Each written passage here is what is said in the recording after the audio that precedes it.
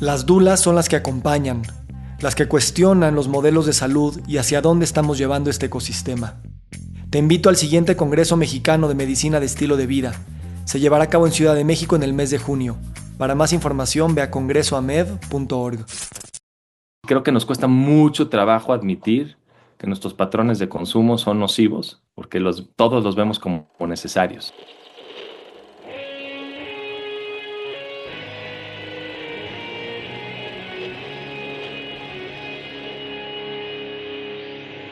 Bienvenidos a Volver al Futuro Podcast, donde platicamos con las mentes que nos impulsan a crear el nuevo paradigma de salud y bienestar, conducido por Víctor Sadia.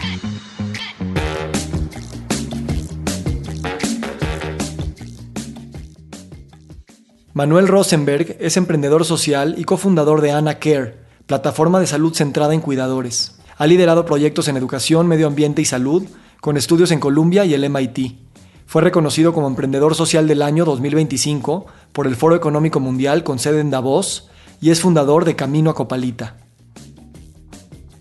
En este episodio exploramos con Manuel la tensión entre el impacto personal y el colectivo, entre el éxito medido por el dinero y el valor de cuidar a otros y al planeta. A través de historias que van de una servilleta manchada de chilaquiles hasta caminatas de 9 horas por la sierra, hablamos de consumo, culpa, privilegio, comunidad, muerte y dignidad. Manuel cuestiona la palabra espiritualidad y comparte su mirada sobre el cuidado como columna vertebral de la salud y propone una forma distinta de vivir la ciudad, el trabajo, la naturaleza y los vínculos. Este episodio es una invitación a soltar lo innecesario, reconocer nuestras interdependencias y a recordar y sentir lo que siempre hemos sabido y sido.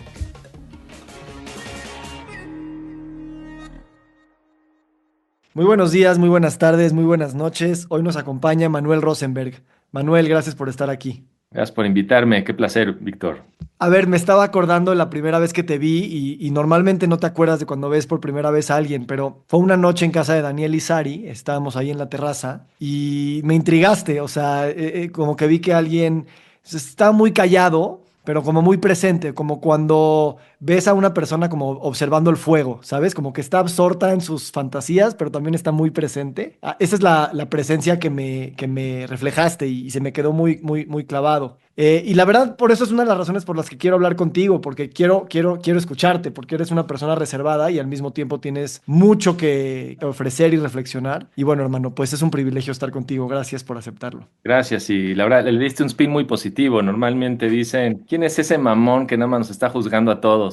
Mi mirada algo así proyecta, pero creo que tú lo leíste mejor. Estoy poniendo atención, estoy presente y pues ya cada quien con sus inseguridades lo interpreta como quiere, ¿no? 100%, 100%. Y digo, también, mal que bien, te ubicas con las personas en base a quiénes son sus amigos. O sea, tú estabas ahí en casa de unos amigos y pues por alguna razón estás ahí. Entonces también dices, pues, o sea, ya traes algo de contexto y dices, bueno, pues él es alguien querido por mis amigos. Entonces también eres más generoso tal vez con el juicio. Puede ser, pero igual, de cualquier forma, gracias por haber sido tan generoso. Sí. No, gracias a ti. Y bueno, a ver, por ahí me chismeó alguien que, bueno, tú estudiaste matemáticas aplicadas en Columbia y que vendiste juegos a casinos en Las Vegas. A Sí, ver, ¿qué es eso?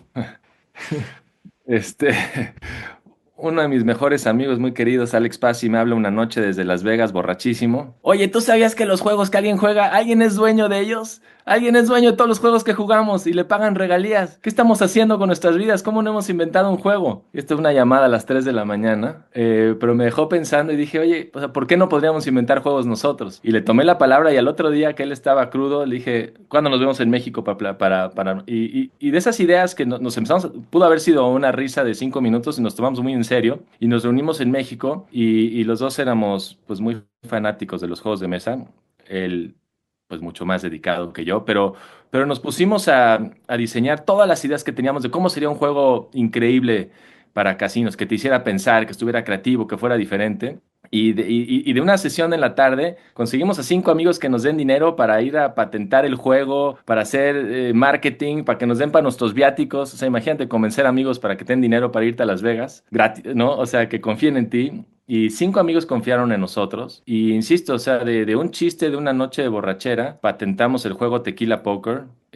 Fue el primer uso de mi carrera universitaria porque para que te permitan tener un juego en Nevada, tienes que hacer un análisis matemático que demuestre que la casa tiene una ventaja, pero una ventaja de exactamente 2%. Y entonces pues, hice todo el análisis matemático, lo presenté ante la comisión, tuve que presentarme ante pues, o sea, todo el gobierno de Nevada, nos autorizaron el juego, hicimos el marketing y después, literalmente con un portafolio en mano, nos fuimos casino por casino a licenciar nuestro juego. Y el primer casino que nos la creyó fue el Hard Rock. El Hard Rock Casino de Las Vegas tuvo nuestro juego ahí y ahí nos dio, o sea, pues justificó toda nuestra ludopatía porque lo transformamos en un negocio. Oye, ¿y cómo consiguieron la cita con el gobierno de Nevada? O sea, cualquiera puede ir ahí a decirte, traigo algo. Sí, sí, sí. Llenas una aplicación y ciertos documentos. Tienes que presentar el análisis matemático que hiciste antes. Y entonces ya para cuando te reciben ante el panel ya vieron el análisis matemático y te lo creyeron o no. O sea, Este, parte de la chamarra que traes puesta fue pagada con regalías de Tequila Poker. una parte muy chiquita porque la verdad las regalías fueron anecdóticas.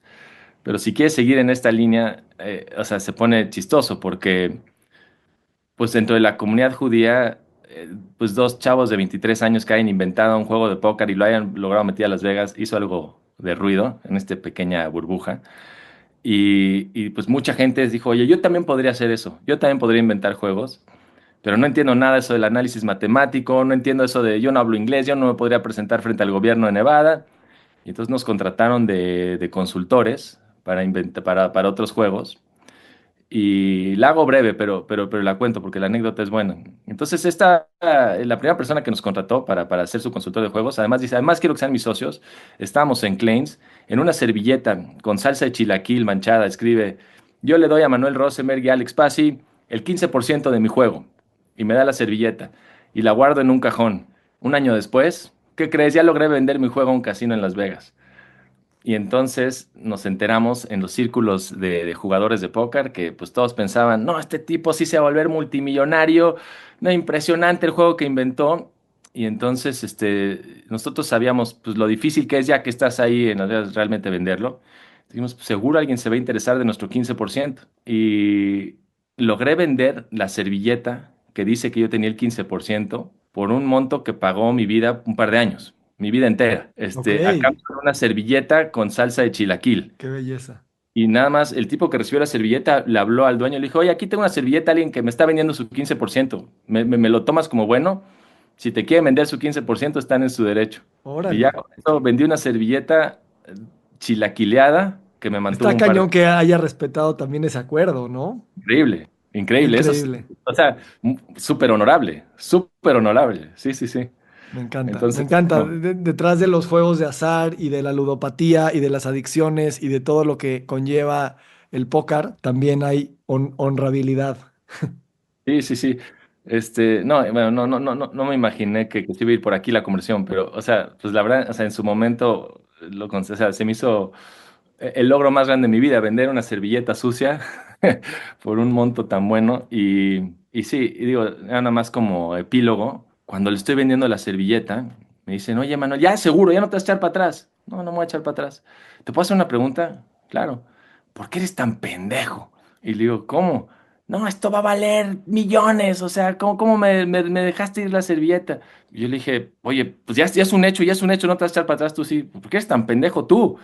O sea, me compraste una servilleta y le crees a alguien que su juego va a valer millones de dólares, pero le dije, pero ¿sabes qué? Te deseo con todo mi corazón yo ser el pendejo. O sea, deseo que me veas en unos años y me vuelvas a decir que fui un idiota y que no supe medir las cosas. Te lo deseo y que seas feliz y que te vaya increíble. Te lo deseo de todo corazón. Y ya me lo topo 2 años después. Me dice, no, sí, el pendejo era yo. Sabes que este deseo genuino de desearle a alguien que tú seas el pendejo se me hace algo muy existencial, ¿sabes? Es como jue- juego a la vida sabiendo que voy a perder y está bien. O sea, como que afirma mucho tu vitalidad, ¿sabes? Afirma mucho el decir, estoy como conforme con quien soy y con mi presente y no me importa el futuro, cómo voy a juzgar mi presente. Y creo que eso es algo muy valioso. Bueno, o sea, es cierto, y la verdad es, o sea, yo te voy a decir, en los negocios que tengo ahorita, Yo tengo la política que cualquier persona se queja de mal servicio, devolverle su dinero, o sea, inmediatamente. O sea, me lo tomo muy a pecho, o sea, y va un poco de la mano porque, o sea, yo quiero que todos se vayan contentos de cualquier acuerdo que hicieron conmigo, o sea, que se queden con un muy buen sabor de boca. Entonces a eso se refería, o sea, yo soy el pendejo, tú te fuiste muy feliz, hiciste algo increíble y en paz mental que ahorita pagaremos, cuidamos adultos mayores, cuando nos pagan cada mes, muchas gracias por lo que hacen por nosotros, o sea, que sea un pago que hacen con felicidad, en camino Copalita, que posiblemente platicaremos ahorita. Yo tengo la política que llegando cuando termina la experiencia, cualquier persona, sin tener que justificar lo que me diga, para mí no valió la pena, le devuelvo el 100% de su dinero en el momento. No lo he tenido que hacer, pero está la política vigente. Me encanta. Ahorita vamos a ir a esos temas. Antes quería preguntarte por qué estudiaste matemáticas. Pues por huevón, porque era bueno, o sea, me salían fáciles las matemáticas. No, la verdad, la verdad era, o sea, sí tengo este lado muy nerd. No solo era bueno, sino, o sea, sí me gustaban, ¿no? O sea, sí, y como la filosofía de las matemáticas y lo que esconden o sea, sí me atraían, por un lado. Por otro lado, en esa época de mi vida que no me conocía yo a mí mismo y pensé que quería ser financiero. Pensé que era una muy buena carrera que me iba a llevar al mundo de las finanzas. Afortunadamente, a mitad del camino me di cuenta, ese no soy yo, no lo quiero. Pero sí, una combinación entre que me gustaban las matemáticas y quería ser financiero, pues me llevó ahí. Creo que al final fue una muy buena decisión. O sea, cuando me dicen, ¿de qué te sirvieron? Digo, además del juego de póker, me ayudaron a pensar de una forma estructurada. O sea, como que siento que cuando hay un problema, ya sea profesional o personal, tengo una forma estructurada de analizarlo que me dio eso la carrera. Entonces, pues, creo que fue una buena decisión, a fin de cuentas. Sin duda. Creo que esa estructuración de mente es algo como muy poderoso, independientemente de los temas y el poder que te da como herramienta, la estructuración mental, la disciplina también, ¿no? Para trabajar sobre un problema y partirlo en pedazos. Y a veces me pregunto, o sea, si yo hubiera estudiado, yo estudié economía también muy rígida en la parte matemática, ¿cómo hubiera sido estudiar otras carreras que también son estructurantes y cómo eso hubiera cambiado mi identidad, mi personalidad, ¿no? eh, no sé, estudiar sociología, que también tiene sus estructuras, estudiar psicología, estudiar arte, ¿no? Que tal vez parecía que no hay una estructura, pero claro que la hay. ¿Qué otra manera de pensar, estructuralmente hablando, te hubiera interesado también estudiar en ese periodo tan fértil de plasticidad cerebral? Interesante verlo así. Yo he pensado, ahora que sé quién soy y sé que me apasiona y sé que me gusta, pienso mucho que yo habría estudiado biología. Si me habría conocido entonces como me conozco ahora. No lo había pensado tanto como la estructura que te da la carrera, sino el área de conocimiento que explora, ¿no? O sea, la vida, básicamente, la naturaleza, la vida. Y como que ahora que me conozco mejor, probablemente habría escogido esa carrera. Háblame un poquito de eso, de la vida, de la naturaleza. Hay un calling, ¿no? Hay un calling que yo veo en ti muy claro, como que eres esta persona de jeans y de corporativos y al mismo tiempo eres un salvaje que necesitas para sobrevivir, el salirte a caminar, el subir una montaña, el dormir bajo las estrellas. ¿Cuándo fue ese primer, así, porque los que crecimos en la ciudad no es obvio, pero a ti te pasó, ¿cuándo fue ese primer llamado que dijiste, a ver, yo soy eso también, yo necesito existir desde ese lugar? Pues, recuerdo un par de momentos muy claros. Uno fue acampando en Lago y Tierra. Lago y Tierra ahora es donde es la escuela de nuestros hijos. Pero un día nos salieron del campamento y nos llevaron al bosque, según yo, lejísimos. Probablemente ahorita que ya soy más grande me doy cuenta que es posiblemente donde está mi casa, ¿no? Y como que recuerdo que a mí me encargaron la fogata. Mantén la fogata en la noche, ¿no? Y además pasé, o sea, bueno, en mi recuerdo pasé toda la noche cuidando la fogata y así lo recuerdo como el amanecer más hermoso de mi vida. Yo de haber tenido 10 años. Ese fue uno. Y otro momento muy claro, a los 15 años, que fui, este viaje a Israel para conocer el país y una de las noches duermes con los beduinos en el desierto. Y también recuerdo esa caminata en las dunas de desierto con los beduinos y amanecer. Y para mí fue sagrado. O sea, como que recuerdo que para mis otros amigos, ah, ¿para qué nos despiertan a esta hora? ¿Qué?". Y para mí fue sagrado ese amanecer y sentir la arena y el viento. Entonces, son dos momentos que recuerdo muy claramente. Pero yo, al igual que tú, o sea, yo tuve una infancia hiperurbana. O sea, pero ni siquiera a parques, o sea, ¿qué te digo? O sea, concreto, concreto, concreto. Y tuve estos dos momentitos. Cuando me fui a estudiar a Nueva York, pues tuve oportunidades de hacer, ya empezar a hacer caminatas, hice parte del Appalachian Trail y también recuerdo que dije, como que otra vez me descubrí, o sea, yo soy esto, yo tengo que estar en este contacto, tengo que estar en el movimiento, en este flujo con la naturaleza y regresé y empecé así, pero literalmente con un mapa del INEGI, dije, ¿cómo puedo llegar caminando a Valle de Bravo? Y a perderme yo solo en el bosque, pero sin saber qué estaba haciendo, literalmente una brújula y el mapa del INEGI. Ahora ya hay miles de compañías haciendo caminata a Valle, ¿no? De haber sabido que podía cobrar, porque yo invitaba, yo lo hacía así, pues nada más por la emoción que me daba. Y desde entonces siempre estuve buscando estas experiencias que me conectan con la naturaleza. Y sí, el medium para mí es la caminata. O sea, es como yo entro en trances, como yo, o sea, pues conecto con los flujos de la naturaleza. Entonces, para mí sí hay un elemento de estar en movimiento en la naturaleza que me conecta de una forma que, como lo dijiste muy bien, lo necesito y con mucha frecuencia. Se me hace curioso que dices, si me hubieran dicho que se podía cobrar por eso, ¿no? Porque cuando preparábamos el podcast decías que vivías, tu vida la has vivido bajo dos mandatos, el de mamá, figurativamente, y el de papá, ¿no? El de mamá es haz algo que aporte y sirva al mundo, que no necesariamente te haga rico, y papá, haz negocios y hazte independiente y no dependas de nadie, ya sabes. Esa ambivalencia entre quick wins de dinero y por otro lado pensar en dejar un impacto de sentirte orgulloso como residente de la tierra, ¿no? Ese Eh, es mi ajá. batalla constante. Esa es mi batalla constante. Sí. Y yo lo que creo que podemos llevar este podcast es, me encantaría que platicaras cómo se vive esa batalla constante en ti, pero también veo que el tomarse en serio ambas batallas tal vez no son tan antitéticas, no son tan contradictorias en un paradigma mayor, ¿no? En el que el dinero ya se resignifica desde otro lugar. Ahorita podemos llegar a eso, pero ¿cómo has vivido tú esas dos presiones, pulsiones, pasiones que están en la cultura, no nada más en tu familia, y que todos estamos en ese, en esa ambivalencia? Sí. No, y ahorita te contesto, pero sí tienes razón. O sea, al día de hoy ya no lo veo antitético, ya no veo que son dos fuerzas que se oponen. Digo, hoy en día también ya está de moda esto del emprendedurismo social y empresas de impacto, y entonces ya lo logré conciliar de una forma muy buena. Pero no era tan evidente hace veintitantos años que empecé mi vida profesional. Yo empecé en temas de medio ambiente, estudié matemáticas aplicadas, pero hice lo que llaman en Estados Unidos un minor en ingeniería ambiental. Y entonces a mí me llamaba mucho como dejar un impacto en el medio ambiente. Y entonces logré que me contrataran en una consultora ambiental, ¿no? No, pues, soy consultor ambiental, pero realmente te das cuenta muy rápido que la mayoría de consultorías ambientales, o las que existían al menos en el 2002, pues están ahí para tramitarle los permisos ambientales a las empresas. O sea, ¿cómo le damos la vuelta a estos permisos ambientales para que ya te dejen? Entonces, como que era de... Ujú.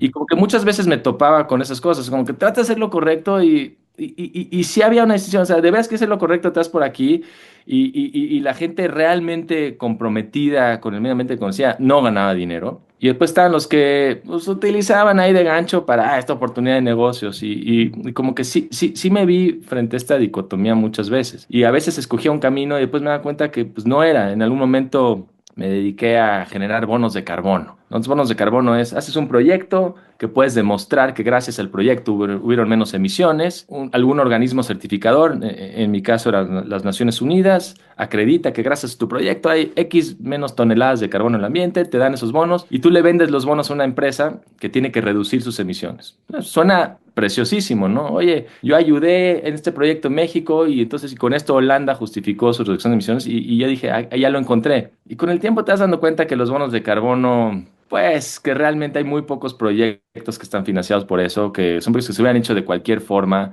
que su impacto es, por tanto que lo lograste demostrar, es mucho más cuestionable. O sea, cuando ya estás realmente comprometido con el tema de cambio climático, te das cuenta que nada que genera bonos de carbono, o prácticamente nada, realmente está disminuyendo las emisiones de carbono en la atmósfera. Entonces, de verdad, caminar los dos lados de dejar un impacto positivo y ganar dinero es complicado, ¿no? Ahora, es también habla un poco de lo duro que soy y de lo crítico que soy conmigo mismo, porque pues, uno podría argumentar que la gran mayoría de trabajos dejan un impacto positivo. Si tú eres un arquitecto, haces una casa, alguien va a vivir en esa casa, no es un impacto positivo. Si tú haces plumas y la gente va a escribir cosas, pues es un impacto positivo. O sea, prácticamente todo lo que la sociedad utiliza es positivo. Prácticamente porque claro que hay notables excepciones, ¿no? Entonces, creo que más bien esta lucha de dejar lo positivo habla de lo hipercrítico que soy conmigo y con el mundo. O sea, como que realmente todo lo llevo a un lugar en el que es muy difícil de justificar.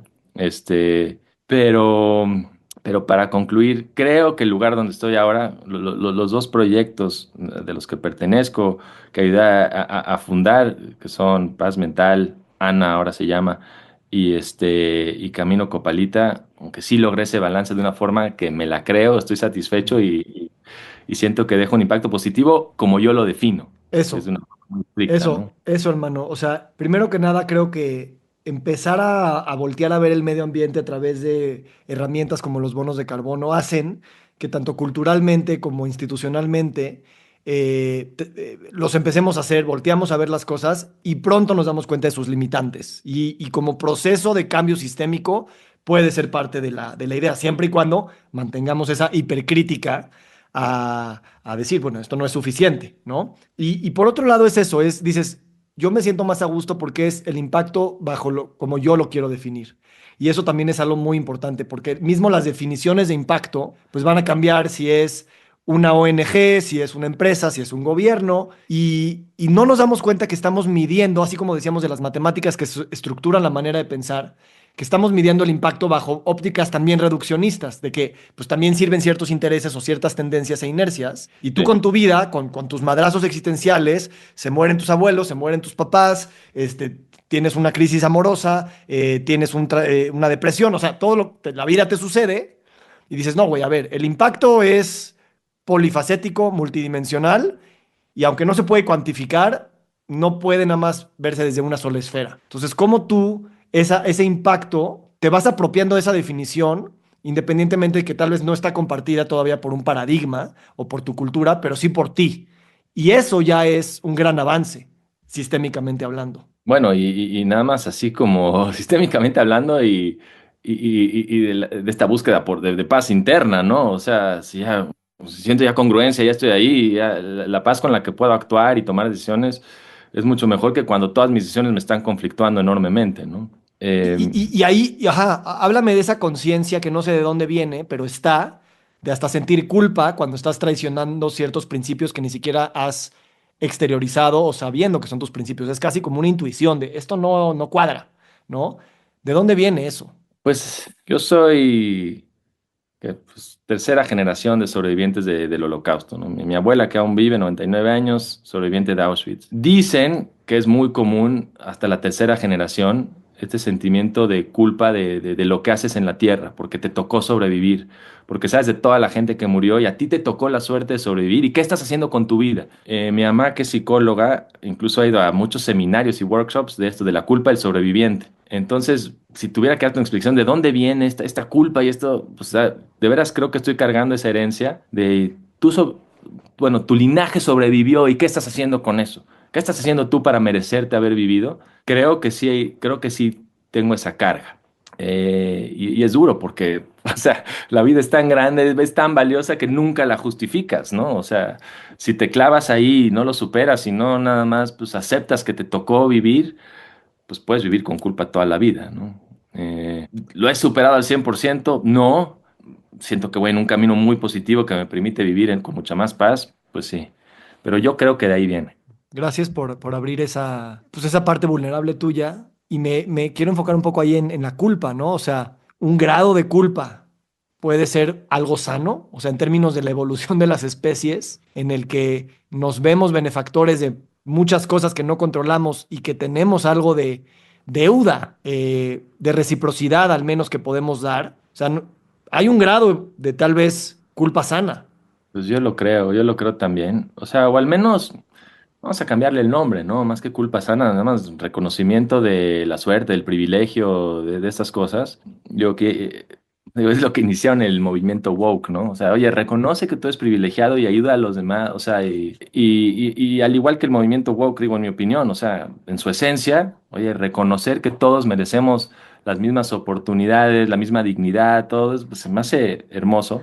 Y en un extremo, el todos se tienen que sentir culpables de todo, ¿por qué no? Porque tienen cualquier, este, ya es ápice de privilegio, pues ya se va a un lugar nocivo. Entonces, pues creo que es algo similar, pero sí, yo creo que más bien lo replantearía en vez de culpa, ¿no? Es reconocimiento de tu privilegio y quererlo compartir y ya, o sea, En esta cultura que crecimos, occidental, urbana, productiva, tecnocientífica, sí hay un grado de individualismo que nos hace sentir, o sea, mismo el discurso americano del American Dream es la meritocracia, tú con tus propios esfuerzos y levantándote en la mañana vas a lograr, ¿no? Y esa idea, pues es muy poderosa en el sentido motivacional y de hacerte cargo de quién eres, pero se nos olvida que nosotros existimos aquí por muchas más fuerzas que no controlamos, que ni siquiera les pedimos, que ni siquiera nos piden nada a cambio y que estamos aquí por eso, en vez de un mérito propio, ¿no?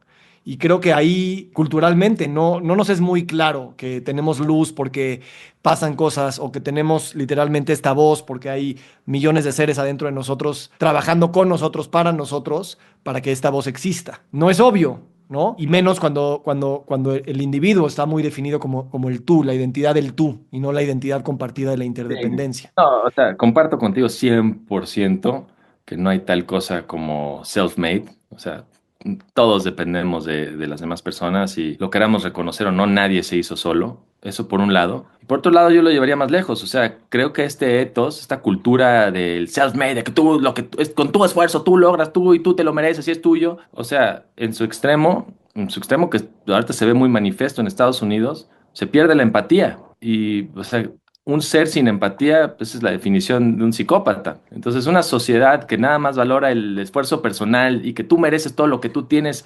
sin tomar en cuenta que los esfuerzos fueron colectivos y que todos necesitamos ayuda y nos hace perder empatía, nos lleva a una sociedad psicópata. Entonces, coincido contigo 100%. Sí. O sea, Tejiendo estos temas que tú mencionas del tema climático y tejiéndolo con temas de educación, donde, por ejemplo, cuando hablas del calentamiento global y dices, es que los bonos de carbono es nada más un principio que si nada más nos quedamos en él, no vamos a entender que el cambio climático es un tema de percepción, es un tema de historia, es un tema de cultura, es un tema de sistemas económicos, políticos, etcétera. Yo por eso creo que la salud, la economía, la tecnología, la sustentabilidad, de alguna manera buscan esta redefinición más allá de, nada más estoy en la esfera del clima, nada más estoy en la esfera de la economía, porque realmente todos esos temas se están tocando y todos los temas al mismo tiempo tienen que ver con temas físicos, ambientales, espirituales, emocionales, sociales, medioambientales, que también nuestra mente no tiene esa capacidad de decir, es que sí, son todas al mismo tiempo. Y es muy padre ver como cuando alguien que está muy metido en sustentabilidad desde sus principios filosóficos, pues es una misma persona que está tratando de también redefinir la riqueza o el crecimiento económico desde perspectivas más allá que monetarias, ¿no? En ese sentido, bueno, no sé cómo quieras reaccionar a eso. coincido que es muy complejo el tema por todos los condicionamientos subconscientes que tenemos que no nos damos cuenta. Es como tú, o sea, hay cosas que nos han educado, que la sociedad nos ha empujado, que los medios de comunicación y que nos meten ciertas ideas que creemos sacrosantas y que conflictúan con una realidad que estamos viendo, ¿no? O sea, y creo que la principal sería el consumo, ¿no? O sea, y es a la vez económico, es psicológico, pues puedes consumir, tienes más, la lograste, lograste el éxito, entonces ¿por qué te quieren limitar el éxito? Pero culturalmente estamos wired a querer consumir. Y sí creo que es cultural, yo no creo que es genético, o sea, no creo que no creo que es un principio del ser humano. Creo que es, o sea, la cultura que ha formado por las fuerzas económicas, pues, diferenciaciones sociales, o sea, una serie de cosas y creo que nos cuesta mucho trabajo admitir que nuestros patrones de consumo son nocivos porque todos los vemos como necesarios y porque así nos han metido esto en la cabeza. Entonces, creo que el reto más grande que tenemos es, o sea, como que reconocer todos estos biases que tenemos subconscientes que no nos están permitiendo tomar las decisiones obvias como sociedad para evitar pues, la gran crisis de nuestra generación o quizás de la Ujú. historia de la humanidad, no estoy seguro, ¿no? Sin duda. A ver, creo que tu proyecto Acopalita a ti te deja tranquilo y te deja dormir tranquilo porque al menos desde tu definición de impacto, pues hay coherencia, ¿no? y me has hablado mucho de cómo eso te ha también acercado al tema de la propiedad comunal, ¿no? Como modelo. Y es una propiedad comunal no nada más de la propiedad de la casa o la propiedad del gimnasio que todos compartimos, es el co-stewardship que tenemos con la naturaleza, ¿no? O sea, nosotros somos copropietarios con la naturaleza de la naturaleza. Somos propiedad de la naturaleza al mismo tiempo que podemos apropiarnos, ¿no? En ese juego. Mm. Platícame un poquito de esa otra manera de existir, donde el consumo, la propiedad y la concepción de la comunidad es muy diferente a como la hemos construido en el mundo globalizado, occidentalizado. Sí, pues nosotros crecimos en una época en la que el malo era el comunismo, ¿no? O sea, sobre todo los que, digo, el colegio americano, pero de alguna forma todo el mundo occidental tiene esta educación, o sea, en los ochentas todavía, antes de que cayera el muro de Berlín, o sea, la idea de comunismo era perder tu libertad por completo. Entonces yo creo que hay una carga ahí que hizo ver la colectividad, la propiedad comunal, como un pecado, como algo retrógrada. Pero realmente, si vemos México, las zonas que mejor han protegido su biodiversidad, que no han sido afectadas por el crimen organizado, que siguen teniendo agua limpia, que son autosuficientes en comida, que tienen comunidades, o sea, más bien una vida familiar muy rica, o sea, como si quisiéramos mapear geográficamente eso, pues todas estas cosas coinciden que ocurren en las comunidades agrarias, que aún siguen siguiendo principios de la colectividad, ¿no? Y para mí esto, o sea, este fue un 20 que me cayó muy, o sea, no tarde en mi vida, pero, o sea, a mis 30 y tantos años, ¿no?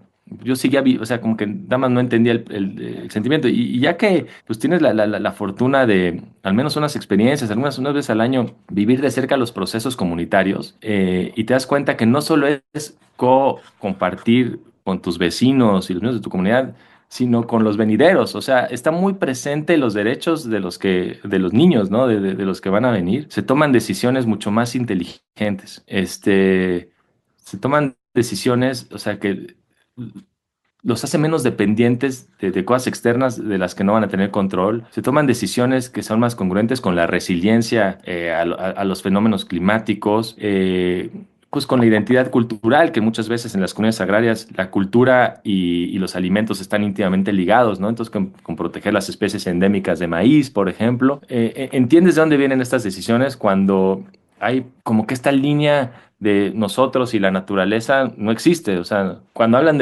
o sea, incluso la palabra comunidad, ¿no? Caminaste por la comunidad, se está refiriendo a la vez a la zona territorial y al lugar donde habitan, al pueblo donde habitan y a las personas que visten el camino, ¿no? O sea, caminaste por la comunidad, estás hablando de las tres cosas al mismo tiempo. Entonces, como que es hermoso ver cómo no hicieron estas líneas de personas, sociedad, estructuras, casas, naturaleza, agua, sino pues todo es uno. Y yo no me esperaba llevar como esta sorpresa tan grata de descubrir lo que es posible cuando nos concebimos como parte de una comunidad, lo poderoso que es, ¿no?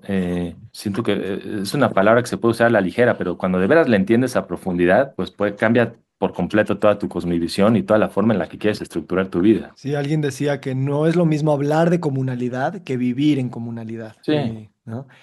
Dime una cosa, porque esto siempre lo he pensado y eres la persona correcta para preguntarle. O sea, es claro que el mundo, o sea, muchos de nosotros cuando criticamos la urbanización, la industrialización y tal, hablamos casi como nostalgia, casi falsa, como diciendo, híjole, es que hay que regresar a un momento en el que había más, éramos más puros y éramos más comunales y ta, ta, ta. Y es claro que el mundo no se puede mover en esa dirección hacia el pasado, ¿no? Entonces, ¿cómo tú cuando estás en este contraste de tu vida, de tu formación, y ves estas maneras de existir que son muy diferentes, yo no concibo una manera de seguir creando, o sea, sin escoger una, más bien integrándolas, que es lo que decíamos con los mandatos de mamá y papá, ¿no? Ujú.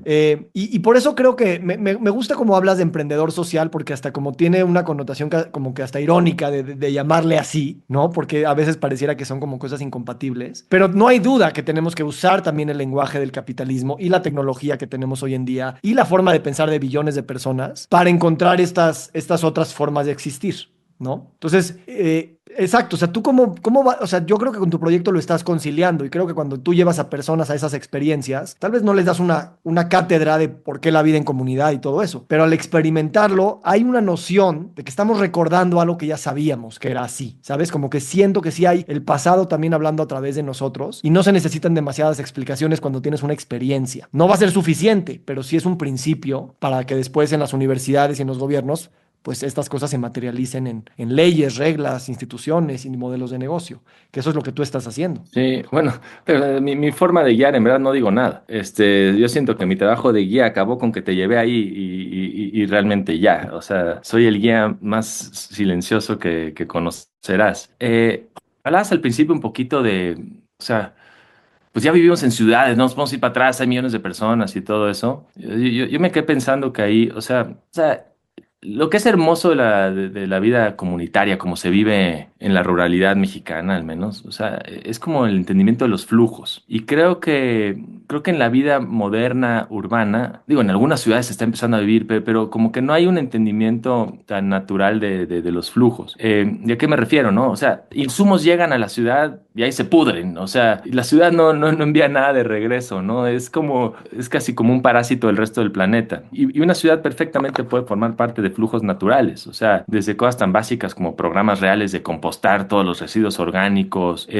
O sea, hay muchas cosas que pueden hacer las ciudades, tantas personas juntas, que ayuden a un flujo energético y de recursos naturales hacia el resto del planeta, que no hay nada prohibitivo de una ciudad que tenga que ser así, que tenga que ser un parásito, nada más consumiendo los recursos de los otros lugares. Y en la ruralidad se entiende muy claramente eso, ¿no? O sea, el café lo cosechan, ¿qué pasa con la cáscara? ¿Qué pasa con esto? Vuelve a formar parte de la composta, el agua, o sea, bueno, pues el agua, ¿no? Y fluye en los ríos, se evapora, vas viendo cómo, o sea, casi ves el proceso del agua, ¿no? Se evapora, llega, pega contra las montañas, ahí se condensa, llueve, vuelve a fluir, y o sea, en la naturaleza es muy, muy, muy claro eso, y en las ciudades como que de su concepción no se concibieron como nodos nada más que entra energía y sale, sino como que consumen y consumen y consumen. Entonces yo creo que, o sea, el futuro de la vida urbana, si queremos ser optimistas, si queremos pensar que va a haber una vida más sustentable en el futuro, se van a tener que concebir como nodos que reciclan todos estos inputs, ya sea energía, dinero, agua, comida, y que no sean, pues aquí se mueren, aquí llegan a ser consumidos y ya. Ese creo que es el cambio de paradigma, o sea, para poder vivir la colectividad con la realidad del mundo de 8.000 millones de personas hoy, la mayoría concentrados en urbanidad, es nada más reconcebir la función de una ciudad en ese Sí, sí. sentido. Me has hablado también del llevar el cuerpo al límite, ¿no? En estas experiencias, pues que son abiertas, no hay baños, son caminatas largas, tienes que cargar tus cosas. ¿Y qué te recuerda en este contexto del cambio de paradigma el poner tu cuerpo en el límite y tal vez darte cuenta que, bueno, tú dime qué es qué representa para ti. Lo he pensado mucho, o sea, porque la gente me pregunta, pero ¿por qué? O sea, la experiencia yo la describo como cruda, ¿no? O sea, como que no te la hice demasiado fácil, ¿no? O sea, caminas en los caminos rurales, duermes ahí, no hay agua caliente, o sea, como que la hice cruda. Y sí, y uno de los elementos desde que diseñamos Camino Copalita queríamos que te llevara un poquito al límite. ¿Por qué? Pues creo que es un tema del trance al que entras cuando dejas de estar cómodo. O sea, como que era un poco de solta, o sea, como que en el límite, ya suelta tu urbanidad, suelta todas esas comodidades, suelta tus prejuicios de lo que crees que puedes hacer. Es como que un tema de soltar y como que yo sentía que nada más puedes soltar cuando ya estás demasiado cansado para seguirte agarrando. Entonces, o sea, si las caminatas de Camino Copalita fueran de 3 horas, no sé qué sueltas, ¿no? Te puedes agarrar de todo en 3 horas. En 8 o 9 horas de caminata en la sierra, como que sueltas, y la más importante que creo que sueltas es la preconcepción de lo que crees que eres posible. O sea, muchísima gente que ha caído en Copalita es su primera caminata larga, es su primera experiencia acampando 5 días, o sea, es su primera, o sea, encuentro con la capacidad de su cuerpo, y muchísima gente llora el último día de felicidad, decir, wow, o sea, puedo esto y puedo chingo más, ¿no? Entonces creo que esta necesidad de llevarlo al límite o sea, quiero que sueltes, o sea, todas las preconcepciones y prejuicios con los que vienes, y como que eso, pues, pues te ayuda a redefinir. Y yo siempre, el otro día me dijeron, el último viaje que guié de Copalita, yo siempre digo, no, este no es un viaje espiritual, porque hay otros viajes así como salir a la naturaleza que usan mucho esa palabra. No, es un viaje espiritual y me cuesta un poquito de trabajo la palabra. Como que, qué significa, cómo se utiliza sobre todo, como que muchas veces no me gustan, sobre todo porque en mi opinión la gente más espiritual que yo conozco en la vida se autodefine como espiritual. Nada más lo viven y es muy evidente. Y cuando conoces a alguien que realmente no está apegado a ciertas cosas materiales, ni a ciertos prejuicios, ni a ciertas cosas, nunca te van a usar la palabra espiritual. Entonces, como que me cuesta trabajo esa palabra. Pero, entonces yo siempre digo, no sé, aquí no viene en un viaje espiritual, aquí viene un viaje a conocer las comunidades agrarias. Y al final de este último viaje, alguien me dijo, oye, de lo único que nos mentiste es de esto. O sea, ¿qué va a ser más espiritual o sea, los 20 que nos están cayendo a todo mundo, las personas que nos descubrimos que podemos ser, las conexiones humanas que hicimos? Entonces, pues quizás, o sea, está bonito, o sea, esa definición de espiritualidad me la compro un poquito más. Eh, Sí, pero, pero, sí, pues sí, sí. pero hay algo, o sea, hay algo, esas cosas no se logran con mucho confort, o al menos no lo creo yo. Sí, a mí me encanta y me da mucha esperanza esto que comentas, porque sí creo que colectivamente también las transiciones y los cambios de paradigma van a venir desde una incomodidad profunda que el sistema nos educa a evitar, y ahorita podemos hasta hablar del tema de la muerte, de los últimos momentos de vida, que, en fin, pero, pero la incomodidad es parte del cambio, ¿sabes? Y ahí es donde realmente podemos encontrar, sin esperanza, porque ya estamos muy incómodos, de que hay una capacidad de resiliencia y una capacidad de regeneración colectiva muy potente, que no vamos a saber hasta que estemos en ese momento, ¿no? A eso, o sea, que sí, la frase, ¿no? Nadie crece en su círculo de confort, dicen, ¿no? Es para hacerlo fácil, pero sobre todo hay otra cosa que es como también te das cuenta de todo lo que no necesitas, todas las cosas artificiales que estás cargando en tu vida, ya, las sueltas, no las tuve y ¿sabes qué? Me hizo feliz no tenerlas. Sí. Y sabes que yo Este, creo que por qué la gente lo decimos que es algo espiritual, independientemente que estoy de acuerdo con tu cringe de la palabra, y es esto, y es que no, la espiritualidad en ese sentido no se logra, no se conquista, se recuerda. O sea, por eso creo que mucha gente, cuando estamos en esos lugares, dicen, no, yo ya he estado acá frente al fuego, yo ya he estado aquí bajo las estrellas, yo ya he estado bañándome con agua fría. Y entonces sueltas las incomodidades porque sabes que ya has estado ahí, ¿sabes? Tienes esa intuición, yo creo, muy primordial. puede ser, no lo había pensado, pero te la compro totalmente, Sí, te es la como compro. la libertad no se conquista, se recuerda. Ya eres libre, nada más que hemos construido muchas cosas. ¿Sí? Al igual que en la espiritualidad, no se alcanza, ya eres, nada más que, güey, te construiste que tenías que pagar un retiro de $10,000 y meditar con el app de meditación, cuando pues está ahí todo el tiempo, nada más que tú no le pusiste atención y nada más lo No tienes lo que había, recordar. no lo había pensado, pero me gusta cómo lo planteas, me gusta mucho. Al menos yo no soy tan de exploración, pero las veces que yo he salido, como que cuando, eso me acuerdo, es como, no sé, cuando estoy frente al fuego y sobre todo en un círculo así de gente, o cuando estoy con hombres en el fuego, cuando estoy con música en el fuego, ahí es cuando es más claro para mí, digo, güey, esto yo lo llevo haciendo milenios, ya sabes, independientemente si crees en otras vidas y así, digo, esto yo soy, y es una certeza en el cuerpo que es muy clara. Sí, está bonito, me gustó mucho, te voy a citar. Ahora, déjame llevarte a otro contraste y ahorita si quieres cerramos hablando de Ana, pero hace pocos meses el señor Manuel Rosenberg se gana un premio, se va a Davos, la cumbre del capitalismo, y se gana un premio. Como emprendedor social se viste de traje, atiende medios todos los días para darles entrevistas y hablar del futuro. Platícame un poquito de esa experiencia, ¿cómo te sentiste al ganar el premio? ¿Cómo te sentiste al estar invitado a Suiza para hablar de él? Y hablar de ti y hablar de tu proyecto, y cómo se sintió el ambiente respecto de pues, esas élites de poder y económicas que pues, definen muchas de las cosas de la humanidad, acogiendo a alguien como Manuel, que habla su idioma y al mismo tiempo también empieza o quiere hablar de otros idiomas. Sí, pues primero diría que yo no me tomo ni muy en serio a mí mismo ni esas cosas. La verdad siempre lo vi como una oportunidad de avanzar mi empresa. O sea, para mí Davos, esa era su única función. O sea, como que bañarme de ego del premio no le dediqué ni un minuto. O sea, Es más, o sea, Karen, mi esposa, o sea, o sea, cuando todos le empezaron a hablar, me dijo, oye, como que no me había caído la magnitud de lo que te ganando, todos me están felicitando, tú nunca me mencionaste nada y como que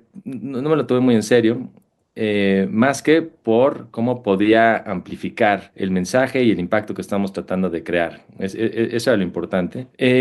Tengo que decir que esta imagen que tienes de Davos, del centro del capitalismo, el crecimiento económico, eso a toda costa, yo creo que ya está, o sea, seguro así fue como se generó toda la reputación de Davos. Yo te diría que hoy en día, al menos yo sentí que hay un contrapeso bastante fuerte de emprendedores sociales, o sea, y de ONGs, y, o sea, cambio climático se habla en todas las conferencias, equidad de género se habla en todas las conferencias, o sea, hay muchos temas por los que batallamos los emprendedores sociales que yo sentí que están súper presentes ahí. Entonces, desde la primera noche que me invitan a una cena y junto a quién estás, junto a una mujer africana que ayudó a electrificar con paneles solares toda un área de Etiopía y después estás junto a la persona que ayudó a vacunar a 20 millones de africanos y luego estás junto a la persona en India que ayuda a que niños de la calle lleguen a la universidad y, o sea, como mucha gente luchando por temas de equidad social y de medio ambiente y todo el tiempo me sentí rodeado por esas personas. Entonces,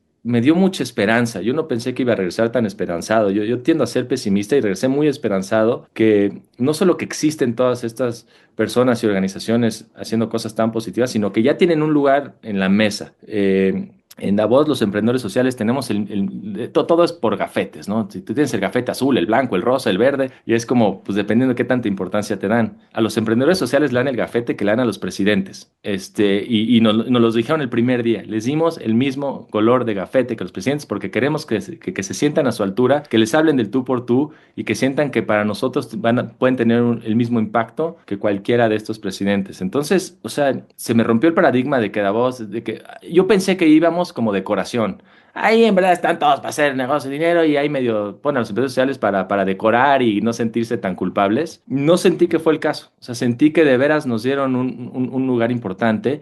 Y cuando yo me sentaba junto a quien sea, ¿qué te dedicas? Me querían escuchar y todos querían ver cómo contribuían a que nuestra misión se cumpla y se expanda por el mundo. Entonces, no me fue tan difícil a tu respuesta. O sea, yo también pensé que iba a llegar a un lugar donde no iba a encajar y me encontré una voz bastante diferente al que me esperaba. O sea, y regresé muy optimista, insisto. La gente en el poder está consciente que cambios son importantes. Cómo llegar a ellos y cómo resistir las inercias, pues son los retos grandes, pero no somos una decoración para que no se sientan culpables. Al menos yo no me sentí así para nada. Me encanta. Gracias por aclararme y también me das esperanza y me cambias perspectivas. Ojalá algún día lo saquen de Davos, que no me imagino es en hoteles de mucho lujo, con mucha seguridad, y lo hagan en otros lugares donde también hay una experiencia somática con la naturaleza, con la sobrevivencia, con el quitarnos los gafetes y las corbatas, porque también sería muy poderoso, ¿no? Seguro, seguro. O sea, yo creo que empiezan a ver esos espacios. Yo creo que empiezan a ver esos espacios, pero sí, todavía hay una inercia muy fuerte que contrarrestar. Ujú, me encanta.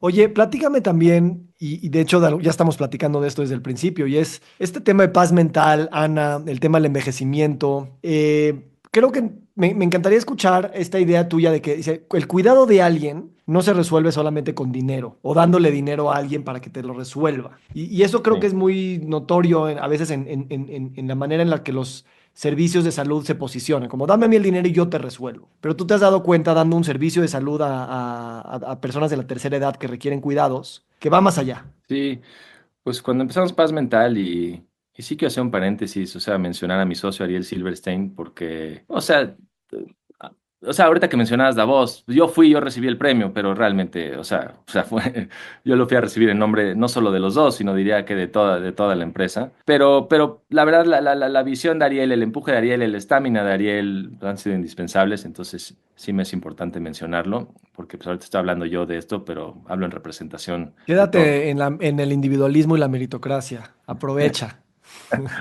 No, todo lo contrario.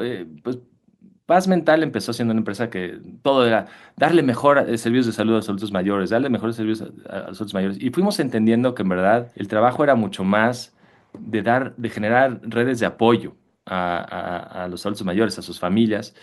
Y sobre todo nosotros nos centramos en la figura de los cuidadores. Al día de hoy, o sea, el eslogan, y nos lo tomamos muy a pecho, es cuidamos a quienes cuidan. Y nos dimos cuenta que si los cuidadores, y por cuidadores nos referimos a los pagados, a los no pagados, a los hijos, a los hermanos, a toda la red de personas alrededor de una persona en situación de dependencia, darles a ellos todas las herramientas de apoyo es lo esencial para un sistema de salud, o sea, que realmente sea resiliente y justo y holístico, ¿no? Entonces nosotros cambiamos nuestro enfoque de qué necesita el adulto mayor para estar bien, a qué necesitan todos los cuidadores para estar bien, porque si los cuidadores están bien, el adulto mayor o la persona dependiente, por consecuencia, lo va a estar también.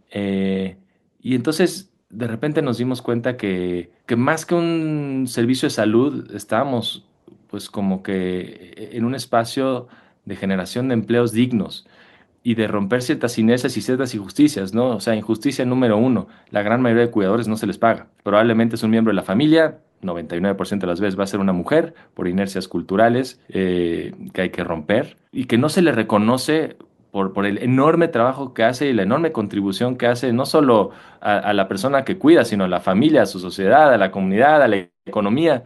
Y nos dimos cuenta, y entonces como que Ana se desprendió de esto, o sea, Paz Mental era una agencia de enfermería y Ana es una plataforma tecnológica cuyo objetivo es darles las herramientas a todos los cuidadores del mundo para que puedan hacer su trabajo de una forma más distribuida, ¿no? Aquí el tema de género nos es muy importante, con tiempos mucho más justos, con menos estrés, utilizando la inteligencia artificial que sí le hemos incorporado en esos lugares donde le quita la rudimentariedad, o sea, la talacha al trabajo, pero permitiendo que la parte humana siga más presente y que tengas más energía para ello. Y entonces, pues ahorita, o sea, nuestro enfoque día y noche es cómo dignificamos el trabajo de cuidador, cómo lo formalizamos y cómo hacemos que los sistemas de salud los reconozcan como la columna vertebral, como el pilar indispensable para tener a sociedades pues sanas y en paz, ¿no? Entonces, sí creo que esto va a la pregunta que hacías, o sea, más dinero, más medicinas tapan baches, ¿no? Pero un sistema comunitario de cuidarnos todos a los unos a los otros y tener las herramientas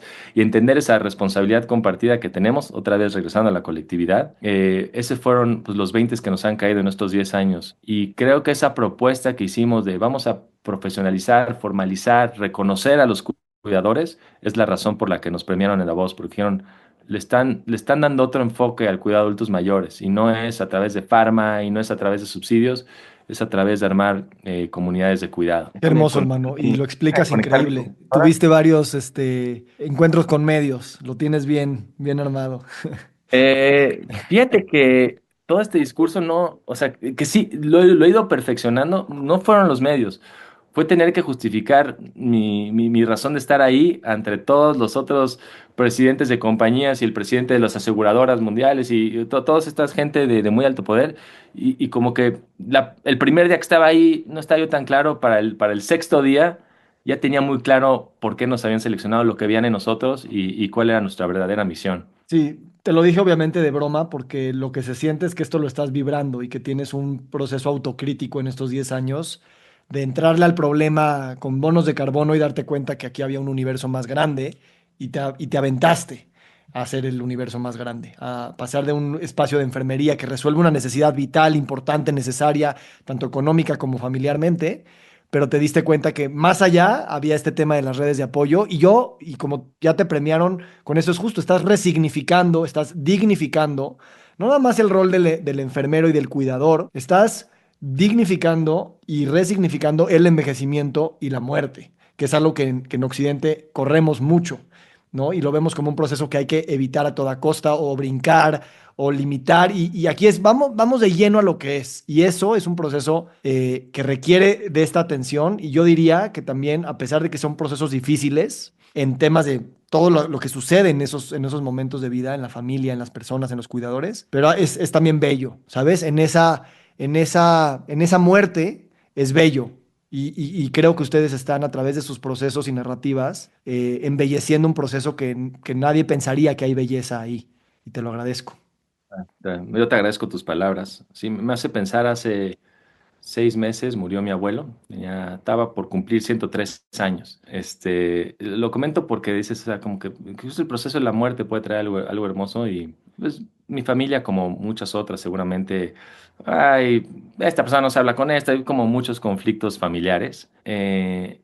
Pero mi abuelo en sus últimas horas nos tuvo a todos reunidos, platicando pacíficamente, queriéndonos, compartiendo como una misma meta, que es que se fuera en paz. Y yo estoy seguro que, o sea, los doctores decían, le queda media hora, ¿no? Y todavía le faltaba un día entero. Y yo estoy seguro que mi abuelo, o sea, dijo, no me puedo ir porque esto es, o sea, esta es la familia que... No me quería ir sin saber que existía esta familia así, con este cariño y esta unión. Y entonces, sí, no lo había pensado hasta ahorita que lo dijiste, que incluso, o sea, como que la muerte puede traer algo hermoso, depende de cómo la abordes. Y nunca había pensado que la muerte de mi abuelo trajo eso, ese momento hermoso, ese día hermoso en el que de repente todas las riñas familiares desaparecieron, ¿no? Y todos nos entendimos que pues, todos estamos en las mismas aquí. Entonces, gracias a ti. Gracias. Yo no conozco casi a nadie de tu familia, pero en esta idea de que muchos de ellos son sobrevivientes del Holocausto y sé que también tu abuelo llegó a tener una posición muy importante en el Instituto Weizmann. Mm. Y digo, te lo digo como amigo, hermano. Te lo digo como amigo. Su presencia fantasmal, también que hablábamos de qué tan leales o desleales podemos hacer de una presencia fantasmal que nos dejó un legado a través de lo que ellos querían en la vida o justo lo que evitaron en la vida. Pero como amigo te digo que todo eso está existiendo en este momento, tanto las futuras generaciones que vienen a través de tu hija y más allá, y los que vienen antes de nosotros están en este presente momento coexistiendo en ti. Y yo percibo, como un outsider, mucho mucho orgullo por hacer belleza de lo que la vida les ha puesto en el camino, tanto temas extremos como pues, un posible exterminio, como temas de pues, la cultura y las presiones económicas de qué es lo que venimos a hacer en esta vida. Y bueno, hermano, yo, así como la primera vez que te vi viendo el fuego, que no lo estabas viendo y sí lo estabas viendo, a mí me da orgullo por saberme tu amigo y por saber que estás viviendo la vida desde este lugar de presencia y palabra y silencio. Muchas gracias, me halagas y me hizo muy feliz esta plática, Víctor. Creo que hasta a mí me cayeron 20 que no me habían caído de muchas cosas. Entonces te lo agradezco muchísimo a ti. Gracias, hermano. Sé que tienes ahorita una junta con el Banco Interamericano de Desarrollo Hasta me quito la y chamarra y me pongo el saco, sí. exacto. Y justo me quedo tranquilo porque sé que en ese lugar pues estás tú. Así es que disfrútalo, disfrútate y ya nos veremos aquí cerca del bosque, hermano. Así será, por muchos años, espero. Así será. Te quiero, hermano. Gracias, Víctor, igualmente. Gracias. Bye. Nos encantaría recibir tu retroalimentación de estos podcasts para continuar generando contenidos que te sean útiles e interesantes. Si puedes, déjanos un comentario en la página web victorsaadia.com.